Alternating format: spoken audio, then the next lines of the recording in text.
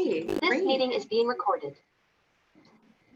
Well, welcome everybody. Thank you so much for being here and being with us tonight for the first part in this two-part series, how to legally protect your future.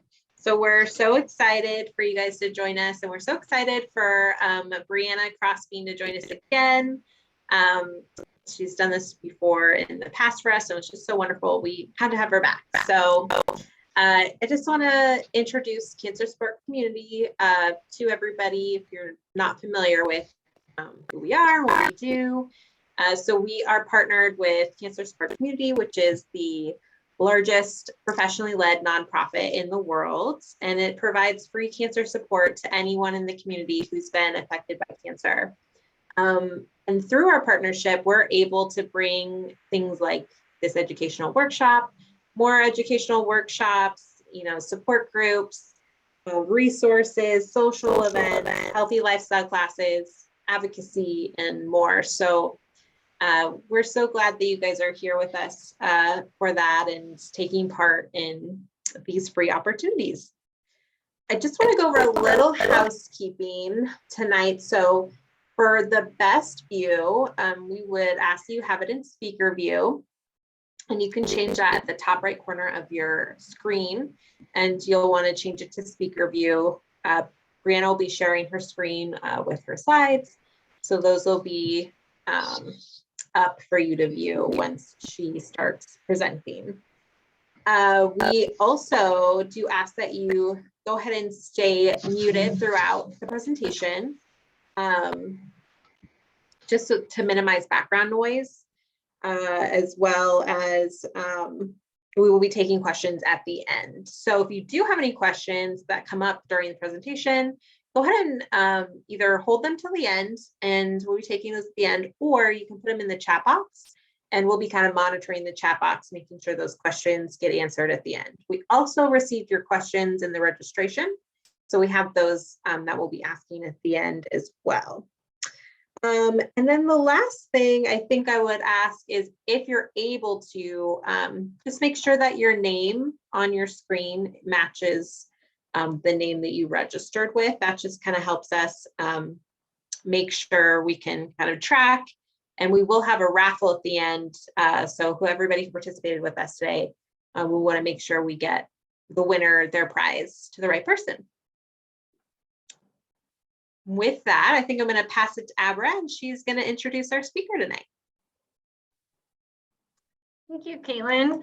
And just to add on to what Caitlin had mentioned, if there are multiple people watching from your Zoom account, you can go ahead and message me through the chat, or just message in the chat who is there, so that way I can get everybody entered into the drawing who's participating tonight. So. But yes, it's my pleasure to introduce attorney Brianna Crossbean. Her primary practice areas are estate planning, long-term care planning, elder law, and probate. She also does small business formation and real estate contracts as well. She's been a practicing attorney here in Washington since 2013 and has had her own practice since 2014. She centers her practice around helping clients plan for the future by anticipating problems before they occur. Brianna currently lives in Bonnie Lake with her husband, children, and pets, and she enjoys gardening, hiking, and spending time with her family. So we're so honored to have you here today, Brianna. I'll hand it over to you. Thank you. Thank you for the very nice introduction, Abra, and thank you guys for hosting me tonight. It's very, very nice to be here and speak with all of you. So what I'm going to do right now is share my screen. I have some PowerPoint slides. Let me get set up, and then we'll just dive right in, and I will be taking some time for questions at the very end.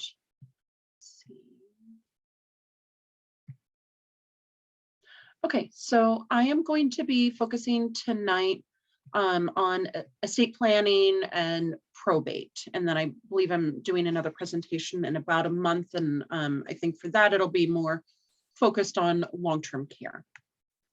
So a little bit about me. Oh, and sorry, I need to update that. It's been 9 years now, almost 10 years. I'm very proud of that. My primary practice areas, I have 2 offices. My main one is in Puyallup, and then I do have a satellite office in Gig Harbor that I am at once a week. So let's talk a little bit about what to expect from the presentation today.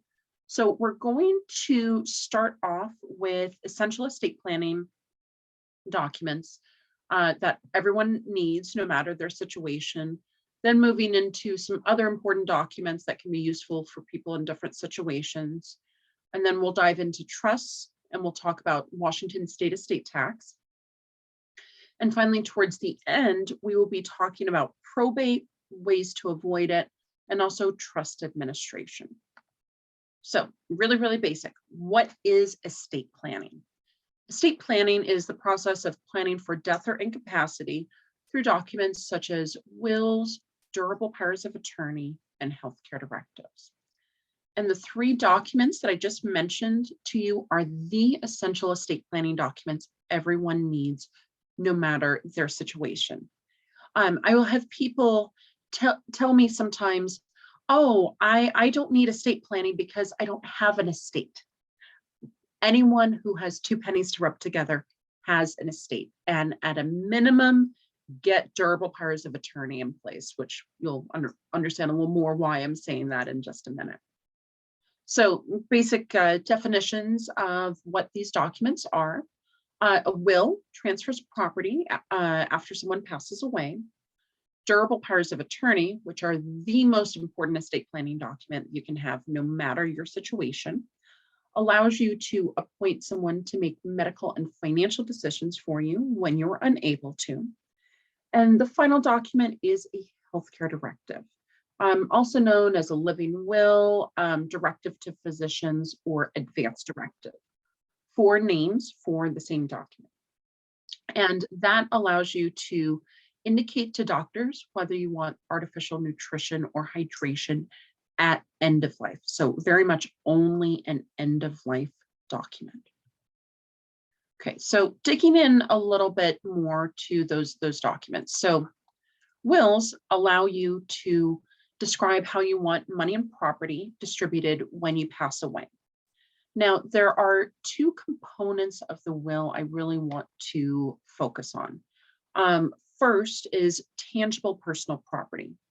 So tangible personal property is things like jewelry, tools, furniture, vehicles, etc. Now, Washington, and I think some other states are like this too, they allow you to create a handwritten list of personal items.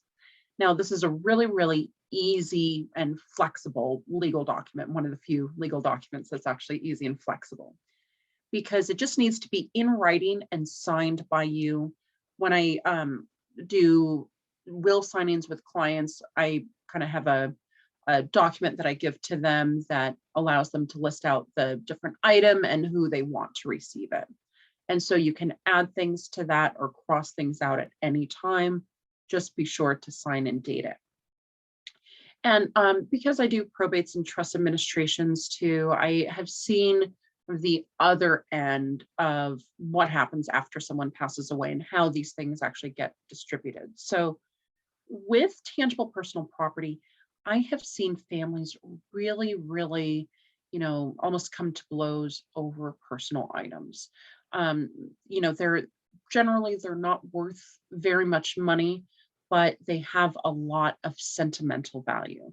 And so you run into issues where it can, tear a relationship apart because someone wants the same set of china, or what I've seen in 2 of my cases now, a grandfather clock.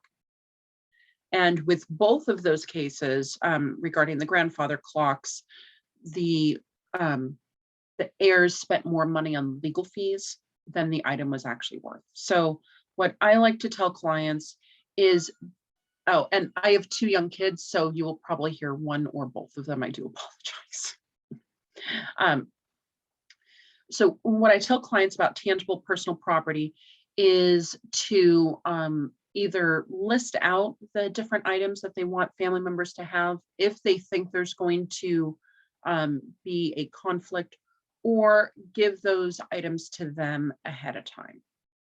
Another really important component of your will is the residue. So kind of a funny, not too attractive word, but very important.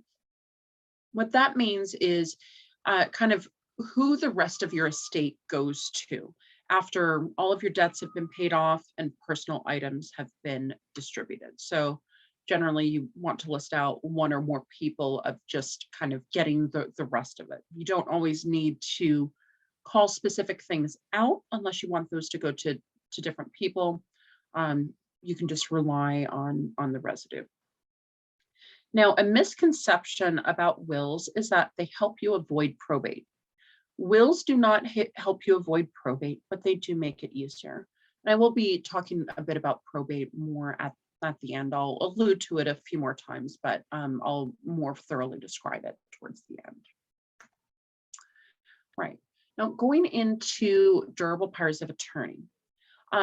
Durable powers of attorney, as I mentioned, are the most important estate planning document that you can have.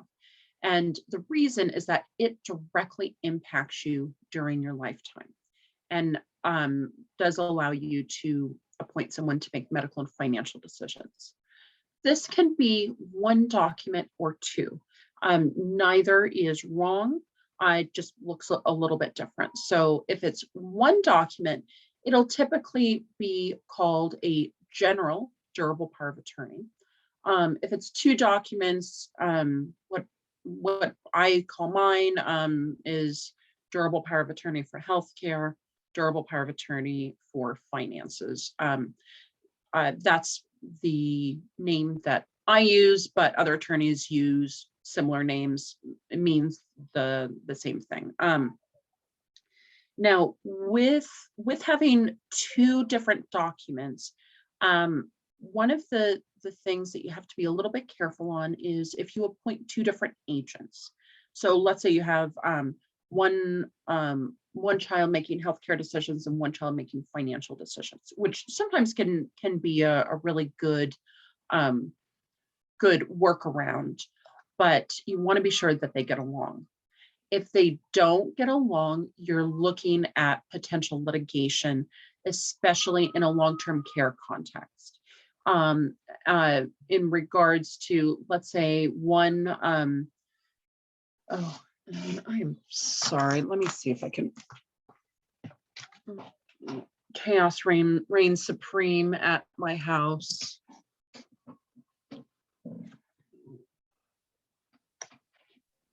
All right. I apologize.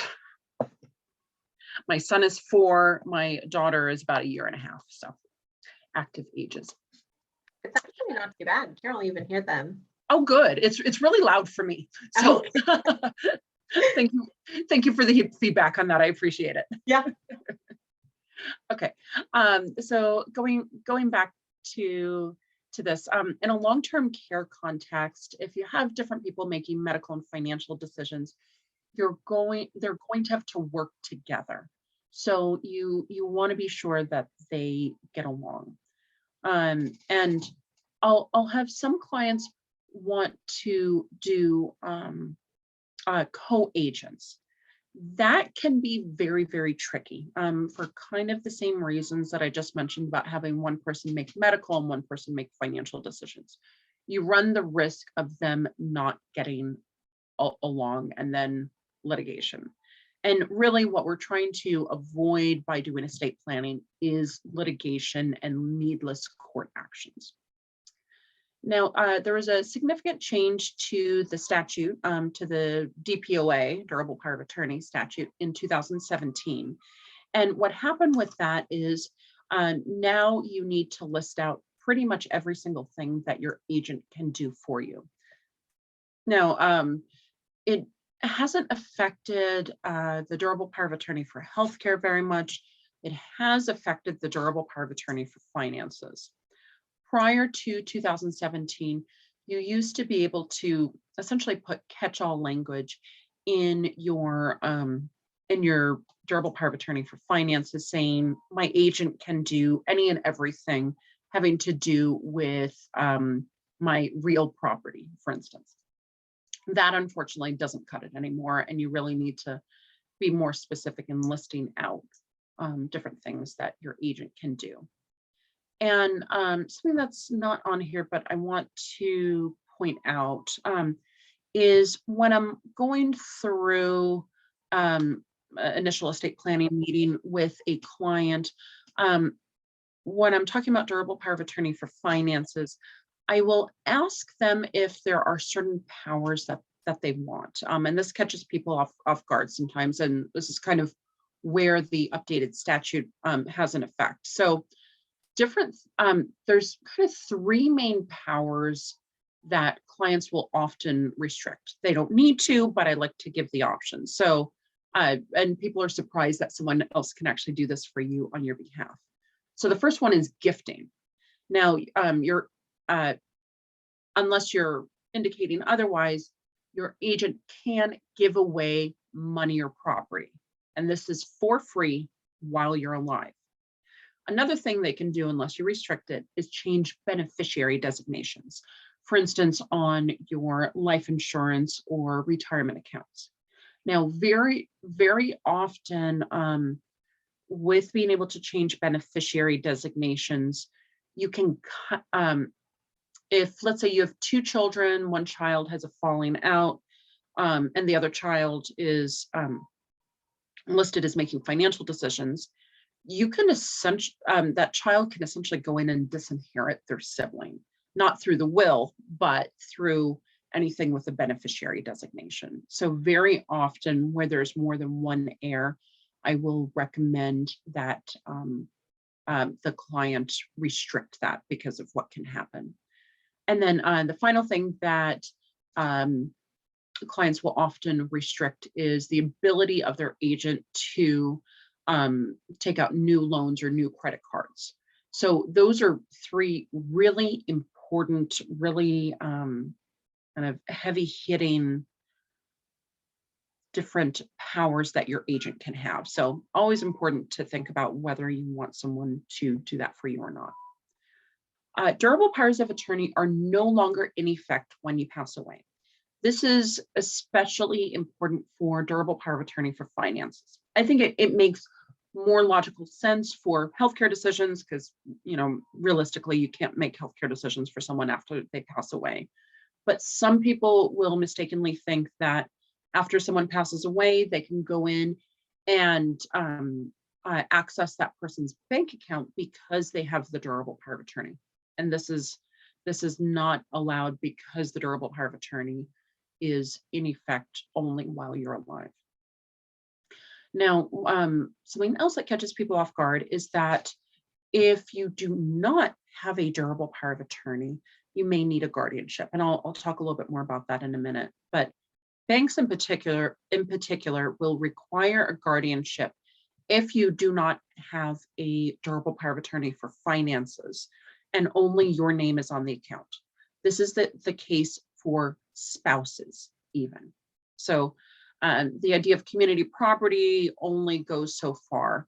Unless there's a durable power of attorney in place, your spouse cannot access an account that is only in your name. So as you can probably understand a little bit more why I say that durable powers of attorney are the most important estate planning document you can have. All right, let's go on to the healthcare directive, also known as an advance directive, living will, directive to physicians. This has kind of a crass nickname to it, but it's fairly descriptive, sometimes referred to as a pull the plug document. So it means it only kicks in when you are in a permanent vegetative state. And this is when two doctors have determined you are in a permanent unconscious condition or terminal condition. So you're unfortunately a vegetable at this point. This does not apply if there's any hope of recovering. I want to provide an example of that, and I'll share a personal example of mine. So I can't easily see myself, but I'll actually hold on. There we go. So leaning up a little bit, some of you might be able to see that I have a trach scar. So that what happened with me many years ago now, thank goodness, I ended up having to go into the hospital, had a crazy disease called Guillain-Barré. Most of you probably have not heard of that. It's very rare, but I was paralyzed and had to be intubated. And I was in the hospital for about 9 weeks. Luckily, I've made a full recovery, thank goodness. But the reason I'm calling attention to that is that doctors had to put me in a medically induced coma. They knew I was going to come out of it. And so even if I'd had these documents in place, I was 21 at the time, so I hadn't even heard of any of these documents. So, but the point is, even if I'd had this healthcare directive in place, it still would not have gone into effect because the doctors knew I would come out of the coma. So very much only end of life. And it allows you to indicate to doctors whether you want artificial nutrition or hydration. And just as a practice preference for me, I'll very often ask clients too whether they want sacrament of the sick, or they want a priest or pastor to come pray with them. So just some different personal options. It doesn't need to be in there, but I think it's kind of nice to have some of those last wishes in there. It does work in tandem with the durable power of attorney, for healthcare, excuse me. So as a reminder, the durable power of attorney for healthcare allows someone to make healthcare decisions. One of those decisions is the ability to withdraw life-sustaining treatment. So unless you are fully awake and conscious, which some people are on hospice and are able to make your own decisions, realistically, it's going to be your agent under the durable power of attorney for healthcare consenting to implementation of the healthcare directive. Now you're putting your instructions in, but doctors in general will not withdraw life-sustaining treatment unless the agent consents to it. Okay, so I do want to talk about the Death with Dignity Act. Sometimes that's known as assisted suicide. Got a lot of questions about it. Washington does have its own statute, but it's difficult to actually implement. You have to have been diagnosed by doctors having less than 6 months to live. The patient themselves has to have full mental capacity. They have to make 2 requests for medication, for life-ending medication, 15 days apart to a physician. And they have to be able to self-administer the medication. So this is quite difficult to actually carry out on your own, because I see a number of people in my line of practice who develop dementia or Alzheimer's, and normally they don't have the mental capacity at that point to do that.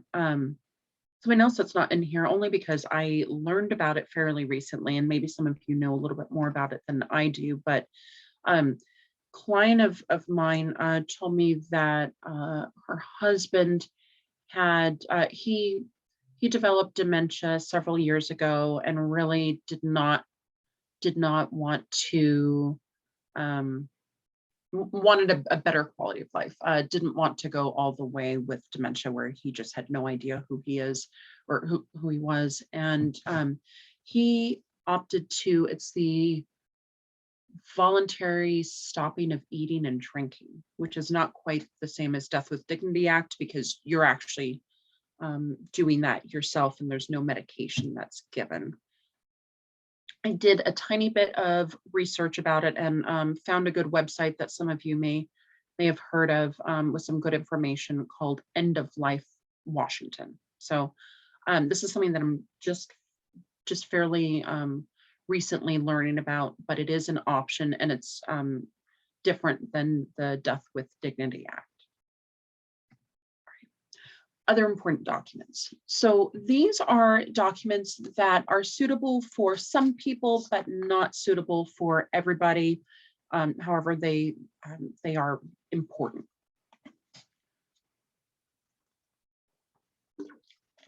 So the first one is a POLST. That stands for Physician Order of Life-Sustaining Treatment. I suspect some of you probably have one of these.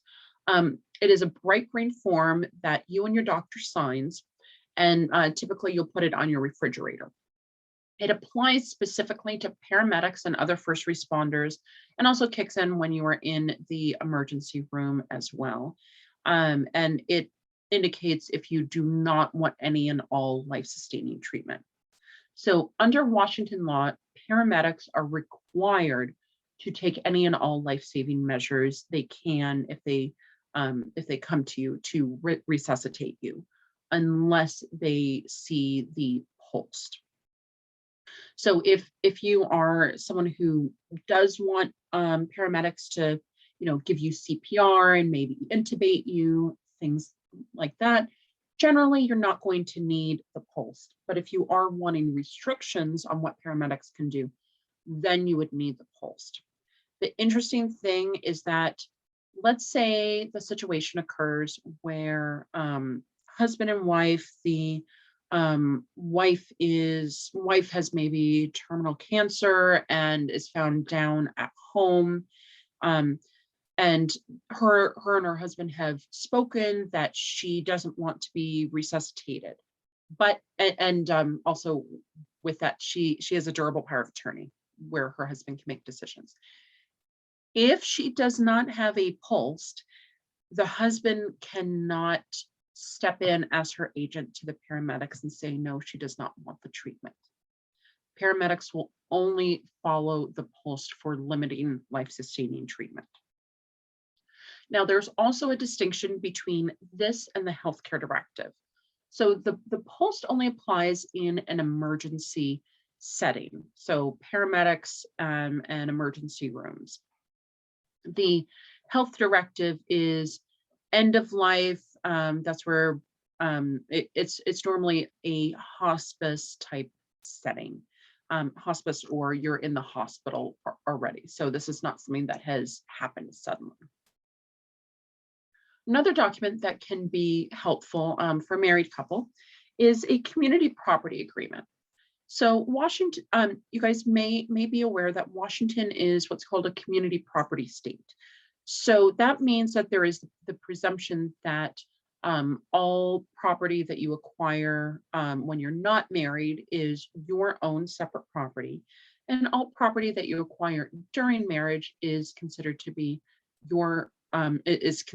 owned by you and your spouse. The one exception to this is for inheritances. Inheritances are presumed to be your own asset, even if you are married, up until the point that you put it in, if you deposit it in the bank account with your spouse, then that changes things. But generally, that's the rule. Now, what a community property agreement does is it essentially converts everything to being jointly owned.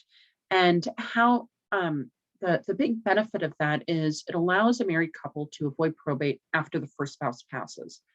Because with this community property agreement, they can access any assets that are only in the deceased spouse's name, and also access any assets that, or excuse me, not access, but take the deceased spouse's name off of any jointly owned assets. Now, for most married couples, this ends up being a great thing. However, it's not the end all and be all for married couples, because it can sometimes result in Medicaid ineligibility. Now I'll be talking more about long-term care next time, but I just to make a slight point about Medicaid for long-term care, when you're planning for it, generally you're trying to separate the assets of spouses, whereas the community property agreement brings the assets together. So for clients of mine where I have where I've drafted community property agreements, I always tell them to call me after the first spouse passes, just so we can do a quick overview of their situation to be sure that the community property agreement is still a good option for them. So community property agreements are great. They are not quite the end all and be all though. Another useful document is a disposition of remains. So a disposition of remains allows you to appoint a designated agent to carry out your wishes in regards to what you want done with your remains. Some people need this, some people don't. Under Washington law, there is a hierarchy of people who get to make final arrangements for you. So first it's your spouse, and then it's the majority of your kids, then your parents, then your siblings. And I always forget if it's aunts and uncles or nieces and nephews at that point. But the point of me bringing that up is for people, you know, who have good family, good relationships, their kids get along. Realistically, you don't necessarily need this document. But let's say that you're not married and you have 2 kids. The 2 kids hate each other.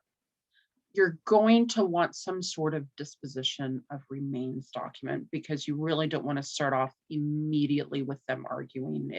It'll end up being a disaster, which we're trying to avoid. Now, this cannot be included in your will. It used to be, but funeral homes nowadays will not accept instructions contained within your will unless the will has already been submitted to probate. That is not a good outcome because it typically takes at least a month to open probate after someone passes away.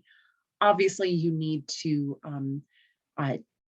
act a little sooner than that. So putting it in your will, not a good option. Another option is to get prepaid funeral arrangements. And so you would be working with the funeral home, and funeral homes will very often have similar documents to this, where you're listing out a designated agent, and then you're also indicating whether you want to be buried or cremated. Nowadays, you can also be composted, aquamated. There's a number of kind of interesting things that can be done with your body fairly recently. All right, so the final, it's not really a document, but the final thing that can be done, and generally you want to try to avoid it as much as you can, is a guardianship. So a guardianship is a court process where a court is the one who ultimately determines whether or not you have mental capacity to make medical and financial decisions for yourself. This is a last resort.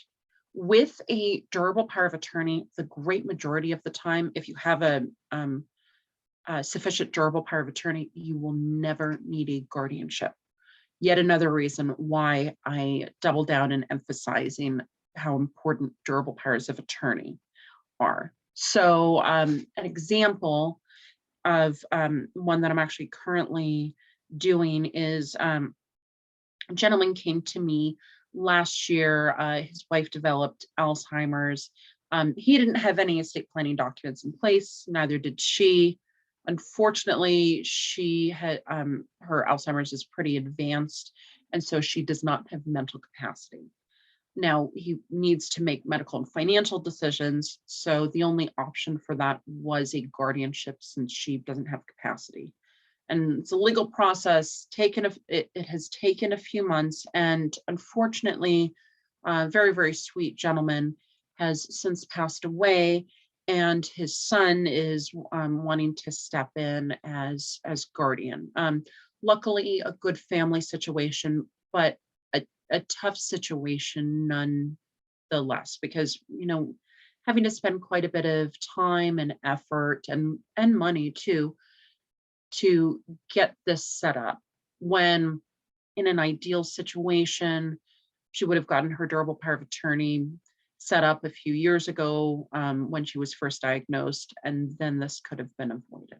So not a criticism on the family at all, because I like them very much. It's a tough situation, and I wish for their sake it could have been avoided. Big change with the guardianship statute. I feel like every few years there's a big change to the laws to keep us attorneys on our toes. This year, the Uniform Guardianship Act has officially gone into effect for adult guardianship. So makes things a little bit more complicated, a little bit more cumbersome, but hopefully it'll end up being good for everyone involved. I said that durable powers of attorney are allow you to avoid guardianships the great majority of the time. Not all the time, though. There are two situations where I have seen guardianship still required, even if there's a durable power of attorney. The first one is where there is abuse. So if the agent is abusing the principal, so the person covered under the durable power of attorney, then sometimes that agent needs to be removed and a guardian appointed. The other situation that I will see is a presentation of dementia, where the person with dementia is unwilling to let the agent do anything for them and is being very combative and uncooperative. And typically this has to be a really extreme circumstance, because I'll work with clients where their family, or excuse me, it's the person's family, where the individual has dementia and maybe they are in denial or being a little bit aggressive. And so sometimes I essentially step in a little bit of a mediator role, where I'm trying to help the family come to a good solution to help that person still feel like they are empowered and that they are an adult, that things are not being taken away from them, but also help the family protect them.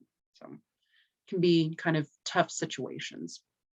But general rule, durable powers of attorney will almost certainly prevent the need for guardianship, except under very limited circumstances.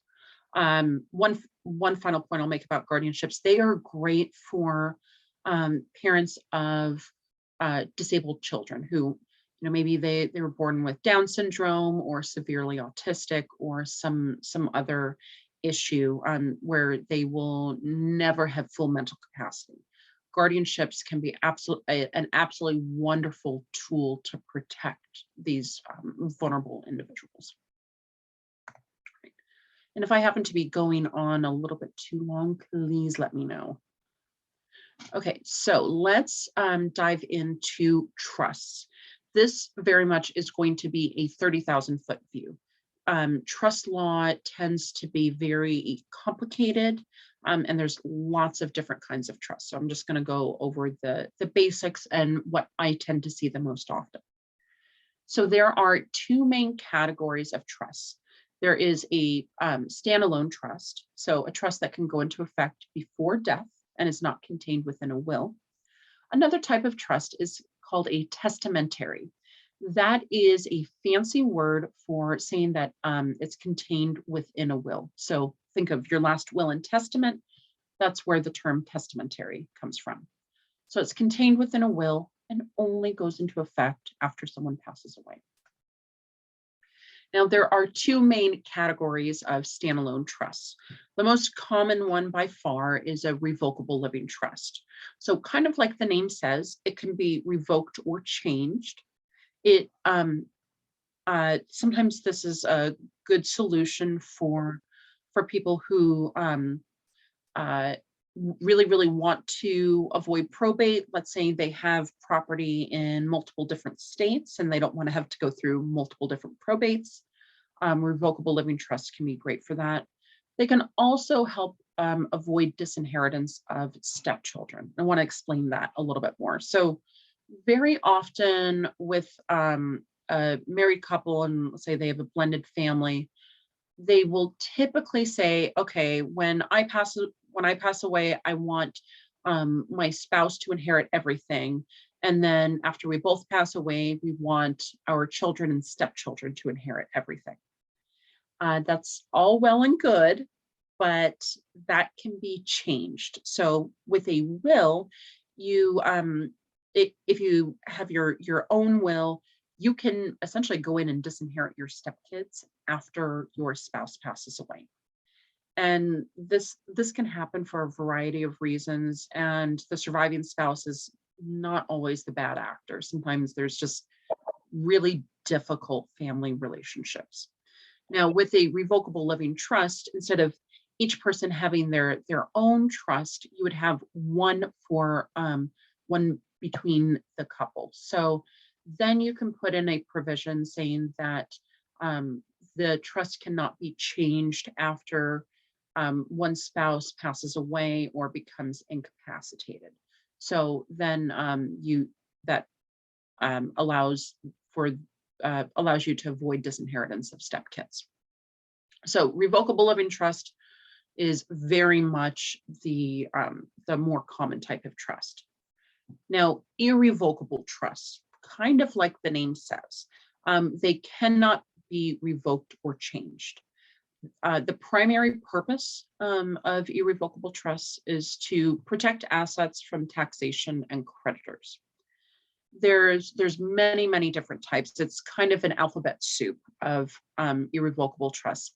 I don't typically do these, especially with the estate tax, the federal estate tax threshold being so high, and I'll talk about that in a minute. But normally, you're doing that when you have a lot of money and you want to avoid paying taxes. So that's the estate tax protection. There is another type that I do on occasion, which can assist with Medicaid eligibility if it is done 5+ years in advance of needing Medicaid. And that's really all I'm going to say about that, because I will go more in depth to about that type of trust next month. But revocable versus irrevocable. Revocable is the most common type, and that is the one that that most people think of when they think of trust. Now let's talk about funding a revocable living trust. You want to think about the trust as a box that you put things in. So assets have to be placed in the trust in order for it to be effective. So a mistake that some people will make is that they will simply list the assets they have in the trust and think that that will take care of it. It does not. You actually need to take action to place assets into the trust. So ways that you do that, with your home, for instance, you would do a new deed. So instead of being owned by Jane Doe, it's owned by Jane Doe, trustee of the Jane Doe Revocable Living Trust. So you need to do a new deed for that. It does not trigger any mortgage problems the way it would if you tried to give it to someone else. So if you have a mortgage on it, on a home, and you try to transfer it, sometimes you run into the issue of the mortgage company triggering the kind of pay up clause. I know there's a set name for that, but basically they'll call the entire note due. That doesn't apply if it's in a revocable living trust, because it's considered a pass-through document. Other common assets that you place into a trust, investment accounts. So if you have a brokerage account, Ameritrade, stocks, mutual funds, things like that. And also savings accounts over $100,000. Assets that are not commonly placed into a revocable living trust are IRAs, 401ks, and life insurance. Now you can list the trust as beneficiaries as a beneficiary on those, but those typically don't get placed into the trust. Now, empty trust. I don't mean to harp on this, but I see this come up so often. So an empty trust is ultimately a very expensive paperweight. So sometimes people will get sold a trust 20 or 30 years years ago by a fast-talking attorney who charges them a lot of money for something that they don't need, and the trust doesn't end up getting funded properly. One of the biggest mistakes that I see is that someone will sell the home, and the home was initially placed into the trust properly. They will forget to put the new home into the trust. And so you've just gone through all of that time, energy, and money for something that really doesn't do anything. So I had fun preparing for this presentation because I Googled, I think probably tacky goblet or something like that. And so I found the most beautiful, fanciest looking goblet that I could find, and I put it in here to as kind of an example of what an empty trust does. So it looks great, but it doesn't actually have anything in it. It doesn't have any substance. So be careful with trusts.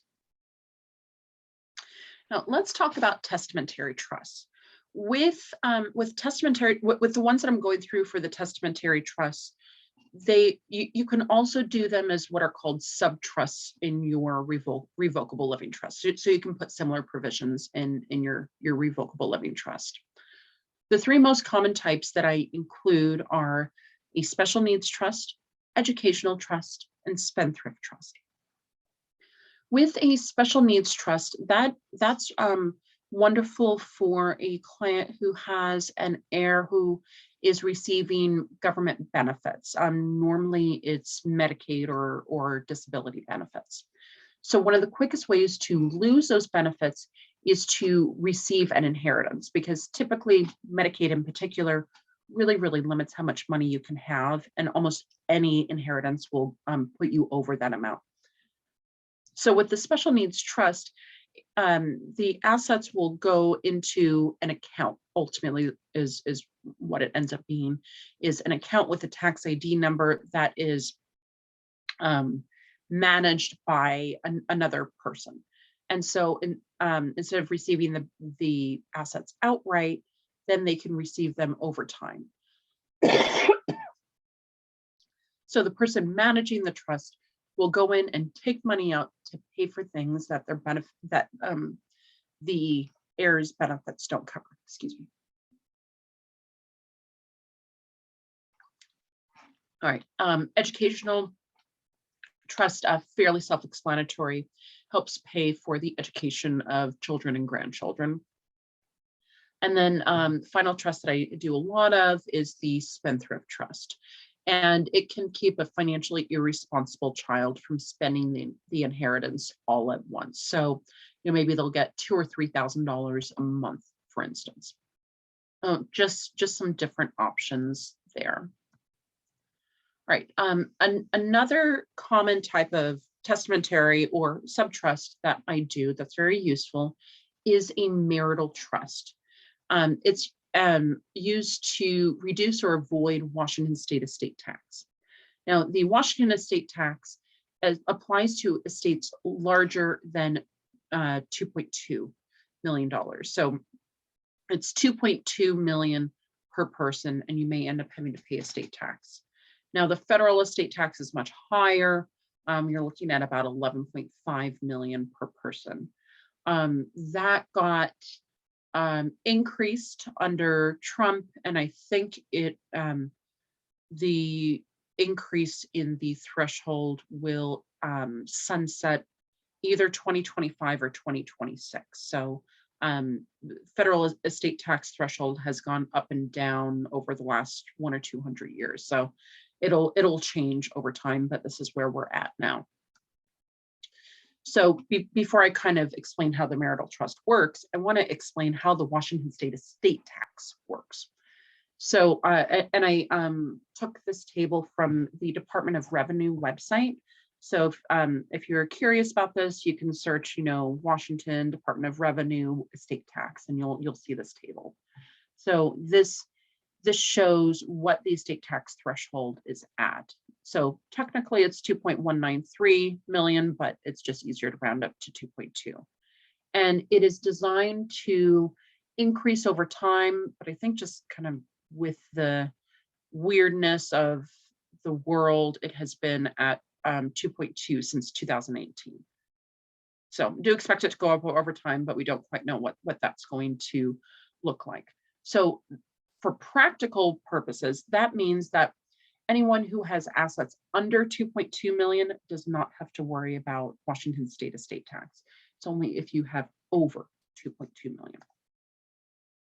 Now, what does the tax rate of that actually look like? So let me explain how this tax table works. So the taxable amount, it says 0 to 1 million, but what that's referring to is to the amount over the estate tax threshold. So in real numbers, the 0 to 1 million is 2.2 to 3.2 million, and then 1 million to 2 million, 3.2 to 4.2 million, and so on.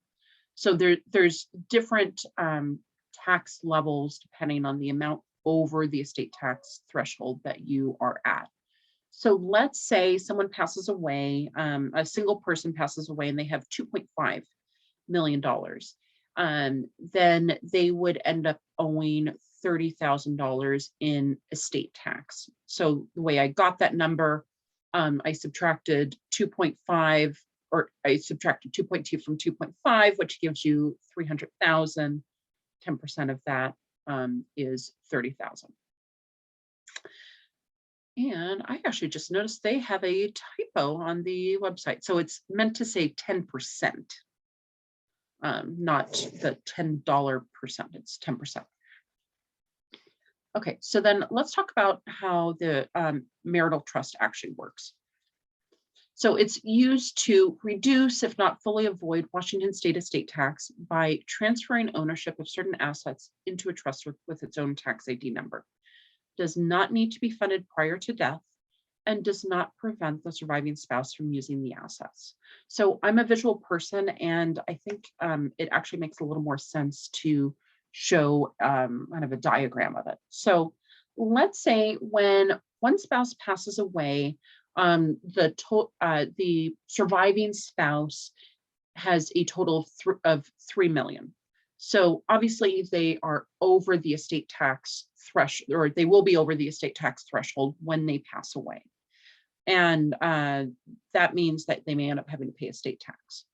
So what you can do, and you just decide, you put the scaffolding of the marital trust into your revocable living trust or into your will, but then you actually fund the trust. So put assets into the box after death.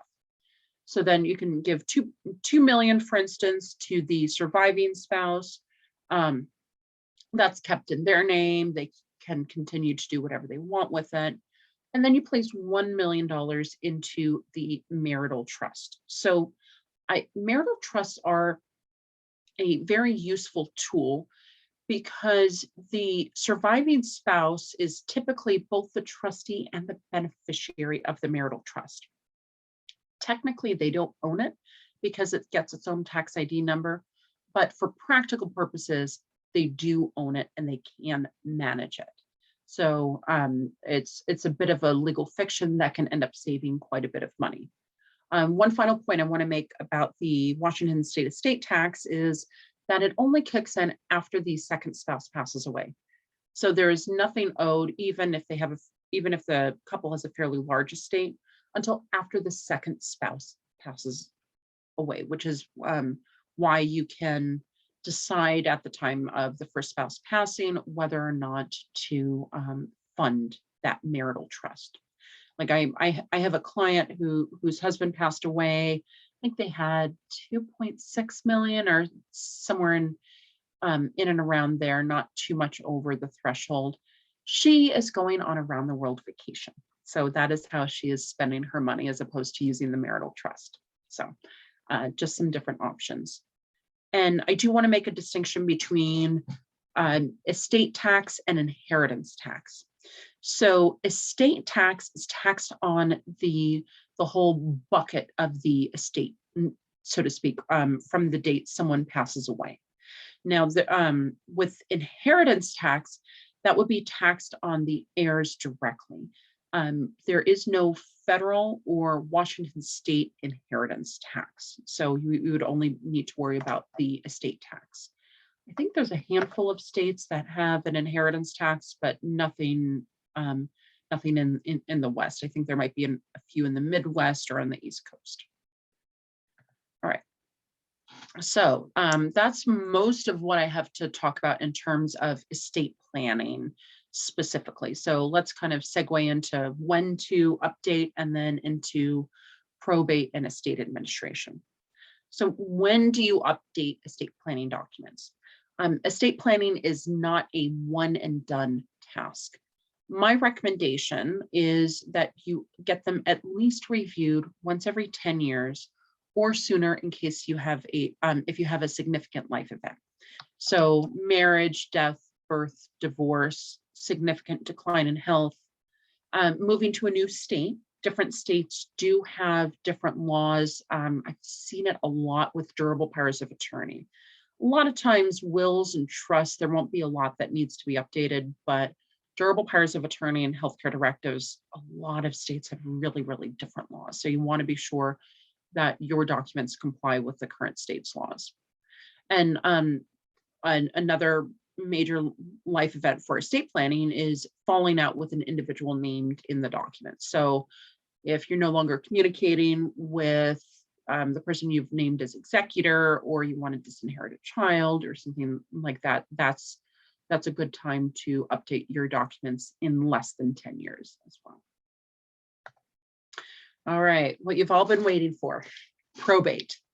Oh, probate is the legal process of paying off debts and having heirs inherit from you when you pass away.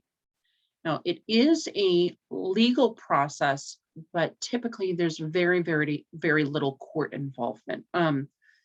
Pre-COVID, I would appear in court once typically. And keep in mind, I don't do litigation. So it's more just probates, either where there's not too many assets or where the heirs get along.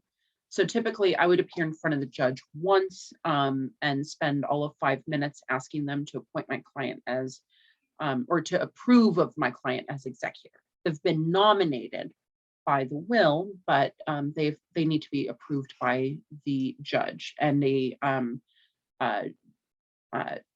short background check is done just to be sure they don't have any felonies. Nowadays with COVID, and I've gotten kind of spoiled by this, is I have not gone to court in 2+ years now because everything can be done online. So it's basically me submitting documents to the court. The judge will electronically sign and mail anything that's needed back to me. So it's gotten even simpler with COVID. As I mentioned, there is very little court involvement. Now, there are some ways to avoid probate, and I apologize for the typo. If you have an estate worth less than, it should be $100,000, not $10,000 or whatever else I have there. So it's $100,000. And what I mean by that is estates subject to probate. So there are certain assets that will pass through a will or trust, and certain assets that will pass outside of a will or trust. And very often those are assets that are either co-owned with someone else, or where you have someone listed as a beneficiary. Life insurance, IRAs, 401ks, a lot of investment accounts, you can list beneficiaries. And actually, even with bank accounts, you can list someone as payable on death, or POD or TOD. Same idea as beneficiary, just they call it something slightly different. So that let's say someone passes away, maybe they have a bank account and maybe they're renting, so we don't have to worry about real estate. Let's say they have a bank account that's worth $50,000. Then you can avoid probate and do something called a small estate affidavit. So that's a way to bypass probate. Even though I've mentioned that probate is fairly simple and straightforward in Washington, I do try to help clients avoid it if there's a way that makes sense for them. Community property agreement can help you avoid probate after the first spouse passes away. a properly funded revocable living trust can help you help you avoid probate too after someone passes. And finally, having only assets not subject to probate. So let's go back to that example that I just gave, but modify it a little bit. So let's say when someone passes away, maybe they're at an assisted living facility, they had sold their home a long time ago, and maybe they just have an IRA, life insurance, and a bank account. And maybe all of their kids are listed either as co-owners on the bank account or POD, and also their kids are listed as beneficiaries on their other accounts. So those would pass directly to the heirs outside of a will or trust and avoid probate. Okay.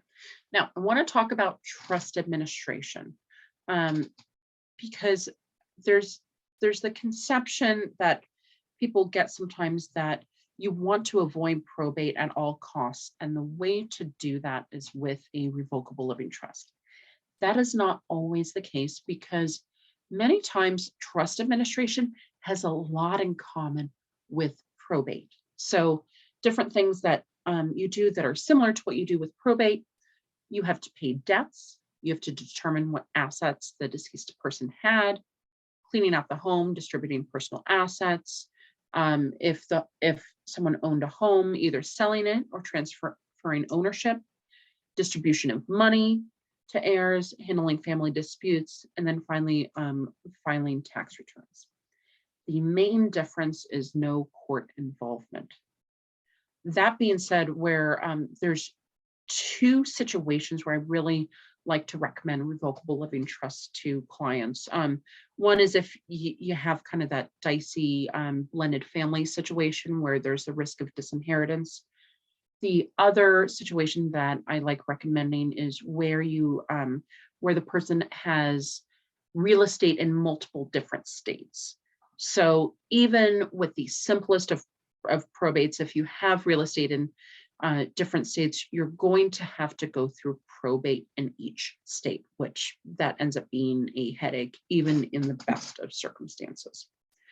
Now, the best thing that can be done when someone comes to me and says, okay, how do I just make this as simple as possible on everybody? First off, be sure that you get your documents up in order, and then if possible, have beneficiary designations listed on everything. I listed a few examples. You can also list maybe one of your kids as being co-owner of your home. There's also a transfer on death deed too that you can do. So trying to avoid both probate and trust administration is the simplest way, if possible. Not always possible, but if possible, that will make things the simplest. I think that's all I have.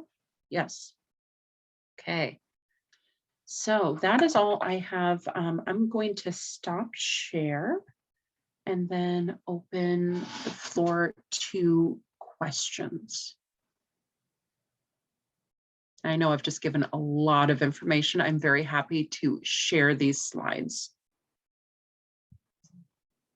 Thank you so much, Brianna. That was an amazing presentation. Thank you.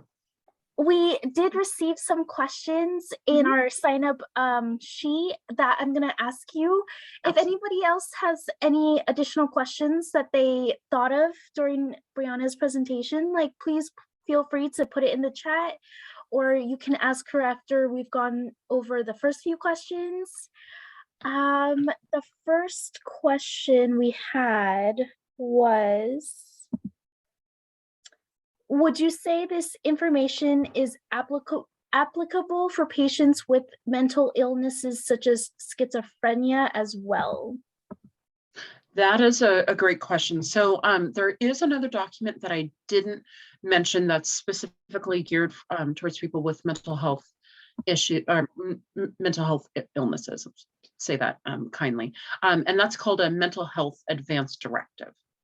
There's actually if you search the Revised Code of Washington, RCW, there is kind of a standard form from the statutes that you can go through. I don't have a lot of experience in mental health advance directives, but I've definitely looked at them, and it's really thorough in the sense that you can decide what sorts of, you can indicate to care providers what sorts of treatments work for you, how to kind of talk you down. There's a number of different things. If you give me a minute, I can actually put something in the, I can put a link in the chat. I think it'll be easier for me to find it. That'd be so helpful. Thank you. There we go. Okay.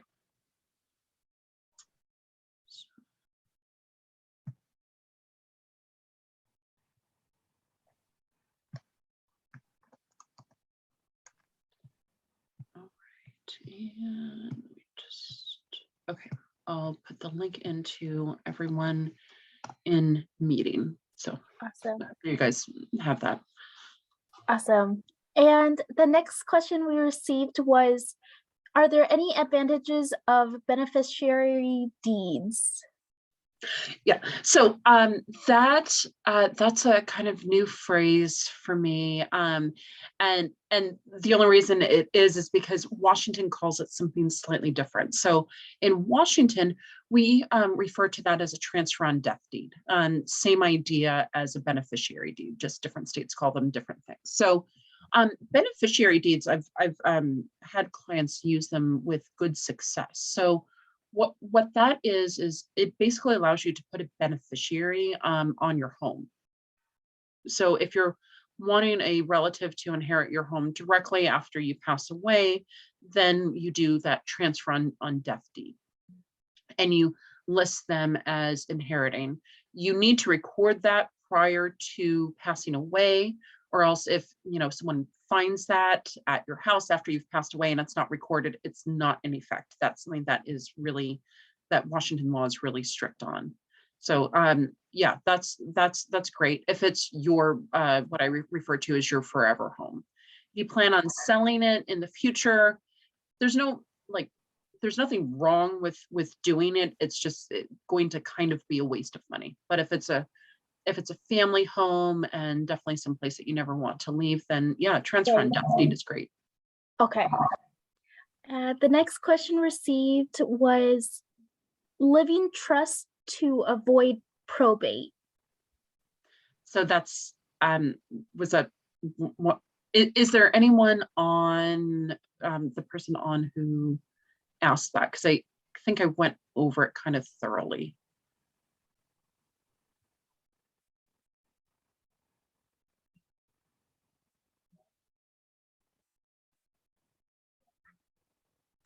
That'll just be where I'll email you guys my slides. Right. So, yeah. Right. And we did receive a question in the chat. Yep. Which yeah. Oh, okay. I can see that if that's okay. I'll read it out. Yeah, absolutely. Right. So the question is, special needs trust, have a relative on Medicaid. How can I give her money without messing up her qualification for Medicaid? So great question. So typically with the kinds of special needs trusts that I mentioned in my presentation, those would only take effect after that person passes away, not the person on Medicaid, but the person who is distributing assets. With someone actively on Medicaid that you're wanting to give money to right now, you would have to get a special needs trust or a what's called first party special needs trust set up for them. So they're either themselves or their agent is going to have to set that up for them. And then, not to get more complicated, but it depends on how old they are. So if they are under age 65, then they can do a special what's called D4A trust. And that's something that's a little bit easier to use. If they are over age 65 and let's say they're on long-term care, then that is what gets trickier because the only kind of trust that is available to, the only kind of special needs trust available to them at that point is a D4C or pooled special needs trust. And so you don't have quite as much control with a pooled special needs trust. And this kind of gets into legalese a bit. And one of the reasons why it can be helpful to talk with an attorney who works with disability law and with elder law, because it gets really tricky. One final way, and I don't know the exact situation, is if the person is on Medicaid, but let's say it's not for long-term care, but let's say they've been disabled for a long time, since age 26 or under, then you can open up something called an ABLE account for them. And that's the equivalent of a 529 college savings account, but for people who are disabled. So I see a follow-up to that question. Would it be better to state she gets like furniture that she can sell and keep the money from it? Generally, yes, without knowing more of the specifics. Giving someone money directly who is on government benefits can be problematic. But personal items like furniture, for instance, are generally not looked at as an asset that is that you can be disqualified for. Okay, and then I see another question. How do you add a family member to a deed for property for homes with a mortgage?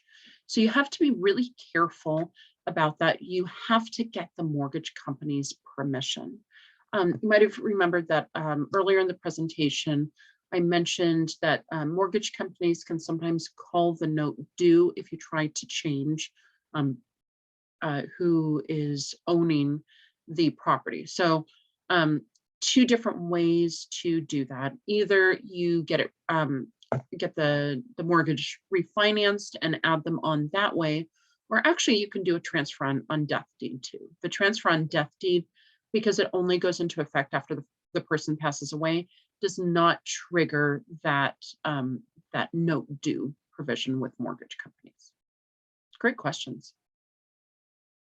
Anybody else? Oh, where does the IRA and 401k go if not in the trust? So there's the distinction between the trust owning it and the trust being able to be beneficiary of it. And this is where I would definitely defer to a financial planner or tax accountant. What I know is that there are negative tax consequences for a trust owning an IRA, and I think just flat out they can't own 401ks. But you can have, when someone passes away, you can have the IRA or 401k liquidated and then transferred into the trust. So that's how you would handle that. Anybody else?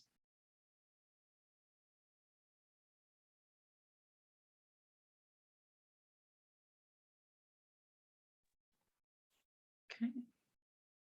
Thank you all so much for your time and your questions. Oh, what is an empty trust? Oh, and you were most welcome. So an